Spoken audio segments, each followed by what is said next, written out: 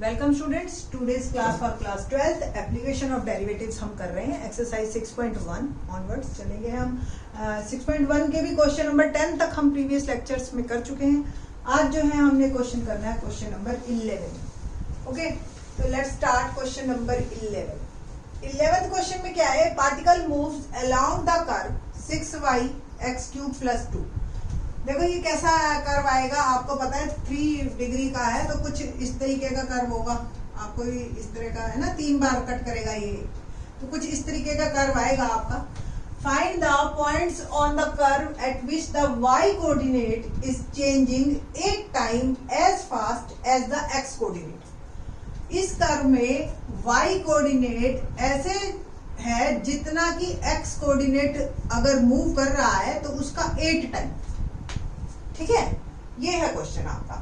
तो क्वेश्चन है curve equation is 6y = x³ + 2। ठीक है, differentiate with respect to t। तो 6 dy/dt = 3x²। देखो x³ का डिफरेंशिएशन dx/dt और 2 का क्या हो गया? 0। ठीक है, हमें पॉइंट निकालने हैं और हमें दे क्या रखा है? dy/dt is 8 time dx/dt। dy/dt की वैल्यू पुट करते हैं 6 8 dx/dt = 3x² dx/dt। और आपने यहाँ पे लिख लेना है गिवन dy/dt = 8 dx/dt गिवन। ठीक है, नाउ 3x² या dx/dt तो कैंसिल हो गया आपका, और 6 8 = 48 और बाय 3x² = 3x² आ गया। ठीक, नाउ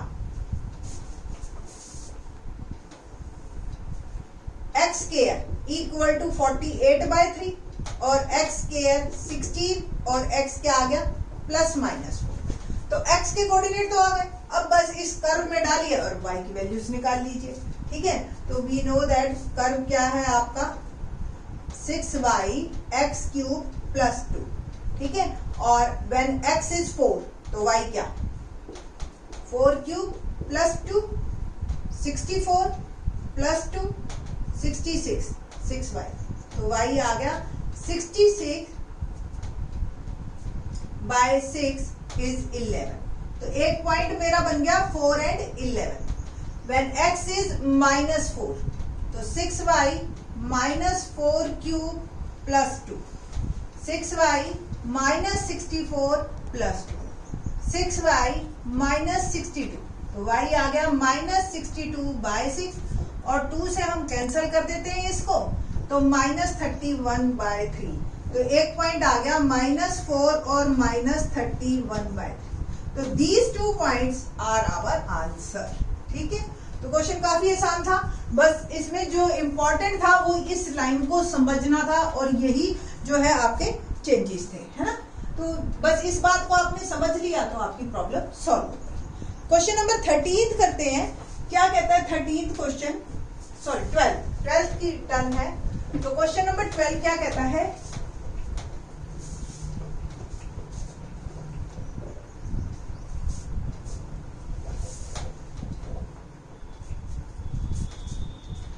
क्वेश्चन में the radius of an air bubble, आपने देखे होंगे बुलबुले, ठीक है, ये एयर बबल है। The radius of an air bubble is increasing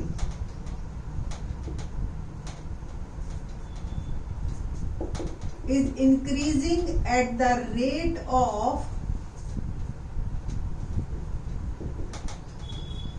½ centimeter per second.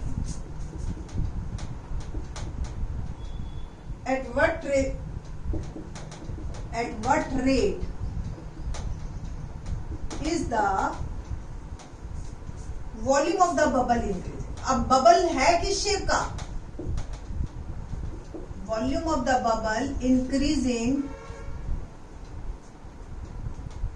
when the radius is 1 centimeter. When the radius is 1 centimetre. ये क्वेश्चन है हमारे पास, ठीक है। और बबल की शेप का होता है स्फीयर का, और हमें दे क्या रखा है, the radius of an air bubble is increasing at the rate of half. तो dx बाई dt दे दिया, या आप रेडियस को dr बाई dt लीजिए, half centimetre per second. At what rate is the volume of the increasing, it means आपको क्या निकालना है, dv बाय dt, है ना। तो वॉल्यूम ऑफ स्फीयर आपने लिखना है बबल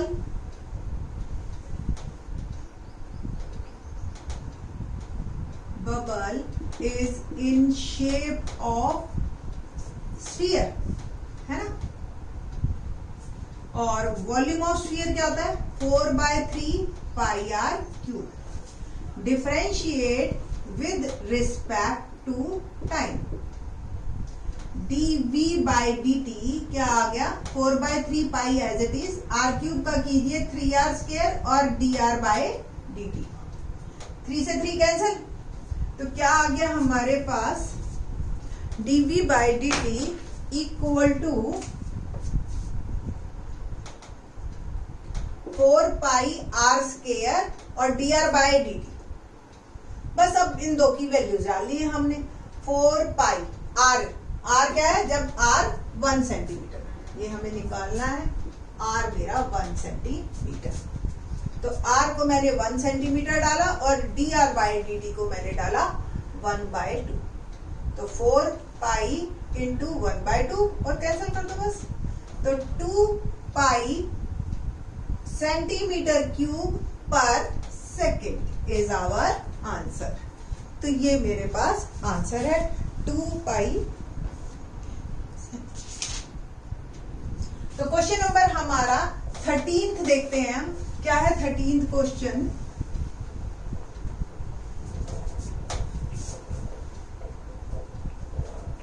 क्वेश्चन देखते हैं, let's see. A balloon which always remains spherical has a variable diameter। अच्छा क्वेश्चन है ये। A balloon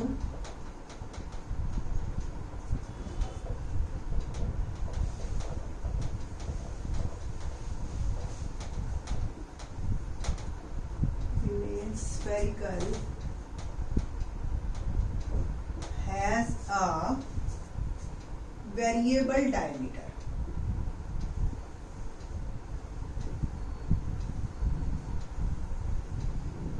three by two 2x plus 1।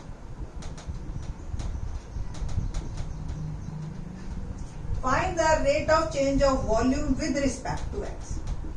Find the rate of change of volume with respect to x। ठीक है जी, ये पहले ही बोल दिया उसने। x में आपकी साइड है, रिमेन्स जो स्फेरिकल डायमीटर दे रखा है, आपको रेडियस भी नहीं दिया इस बार, और बैलून जो है वो हमारा जो है स्फेरिकल शेप का है।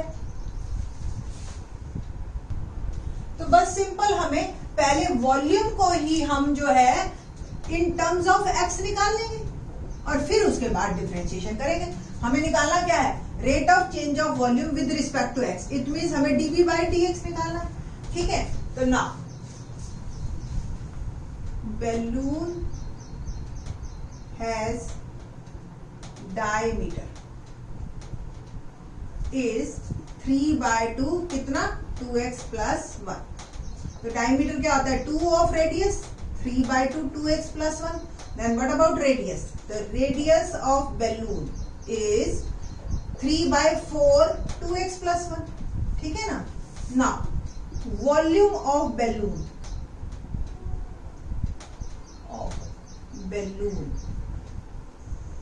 is, फॉर्मूला क्या होता है 4/3 पाई आर क्यूब। तो वॉल्यूम हो गया 4/3 पाई, आर की वैल्यू क्या है 3/4 2x plus 1, ठीक है जी। और ये क्यूब, ये हो गया हमारा क्वेश्चन तैयार। बस अब हमें थोड़ा सा इसको सॉल्व करना है और इसको जो है in terms of x. 4/3 pi, 3/4 cube, 3 का क्यूब 27, 4 का क्यूब 64 और 2x प्लस 1 क्यूब। अब बस इसको मत खोलना, इसको हम बाय चेन रूल कर लेंगे, देयर इज नो नीड। तो 4 से इसको काटा हमने 16 और 3 से इसको काटा 9, तो वॉल्यूम हो गया मेरा 9/16 पाई 2x प्लस 1 होल क्यूब। ठीक है जी। Now differentiate with respect to x, तो dv बाय dx, तो 9 pi by 16 as it is, और इसका डिफरेंशिएशन बाय चेन रूल, पहले ब्रैकेट का, ठीक है ना, और फिर ब्रैकेट का हो गया, अब भूल जाओ ब्रैकेट को, और 2x प्लस 1 का क्या होगा 2x। नाउ 9 3 जा 27 पाई 16 और ये 2 as it is 2x plus 1 whole square. 2 से इसको भी कैंसिल कीजिए, 27 pi by 8 2x plus 1 whole square, ये मेरा आंसर dv बाय dx। क्योंकि हमें इन्होंने कोई यूनिट डायमीटर में ही नहीं दिया है, दैट्स वाई जो है हम इसके वॉल्यूम में भी यूनिट नहीं देंगे, हमारा बस यहीं पे ही आंसर फिनिश। ठीक है, तो क्वेश्चन नंबर 13 हमारा कंप्लीट होता है, और थोड़ा अच्छा क्वेश्चन था ये। पिछला वाला क्वेश्चन भी काफी अच्छा था, उसमें एक्स और वाई के रेट में आपस में रिलेशन बता रखा था चेंजेस का। तो 12, 13, 11, 12, 13 तीनों ही अलग टाइप के क्वेश्चंस थे, तो आई थिंक सो आपको अच्छी तरह से समझ आए होंगे। एक बार खुद करके जरूर देखिएगा और फिर उसको टैली कीजिएगा, तभी ये क्वेश्चंस होंगे। और एक बार कर लो ना बेटा, तो ये नहीं कि बस आ गए, 15 दिन बाद फिर से रिकॉल करना है इन क्वेश्चंस को आपने, तब जाके ये आप इनको एग्जाम में कर सकेंगे। बाकी के question 14th onwards in the next lecture. Thanks.